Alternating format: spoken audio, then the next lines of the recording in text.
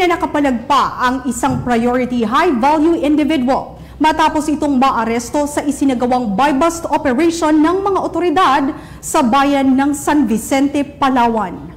Yan ang ulat ni Patrolwoman Abigail Datu. Isang matagumpay na operasyon ang isinagawa ng mga otoridad matapos arestuhin ng isang itinuturing na priority high-value individual na mahulian ng ilegal na droga sa Purok Masigla, Barangay Port Barton, San Vicente, Palawan. Kinilala ang naarestong suspect na si alias Bong, 51 taong gulang, residente sa Purok Masigla, Barangay Port Barton, San Vicente, Palawan.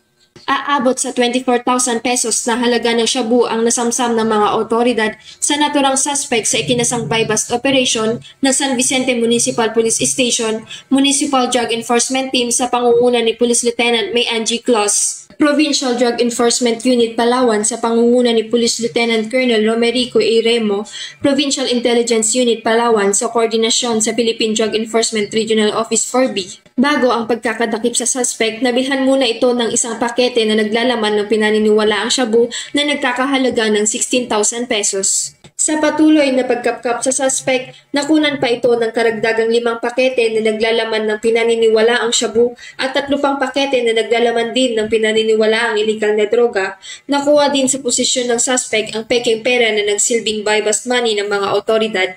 Samantala, nasa Palawan Provincial Crime Laboratory Office na ang mga nakuhang ebidensya para sa laboratory examination at nasa kustodiya na ng San Vicente Municipal Police Station ang suspect para harapin ang mga kasong violation of Section 5, 11, and 12 of the Article 2 of the Republic Act 9165. Ang matagumpay na pagkakahuli ng suspect ay bunga ng pagkakaisa ng kapulisan at mamamayan na masawata ang pagyabong ng droga sa ating bansa sa tulong ng programang Buhay Ingatan Droga'y Ayawan ni Pangulong Ferdinand Bongbong Marcos Jr. Mula dito sa Calapan City, Oriental Mindoro, ako po ang iyong Police News Network Correspondent, Patrolwoman Abigail B. Datu, alagad ng batas, tagataguyod ng Balitang Pulis. Maraming salamat, Patrolwoman Datu.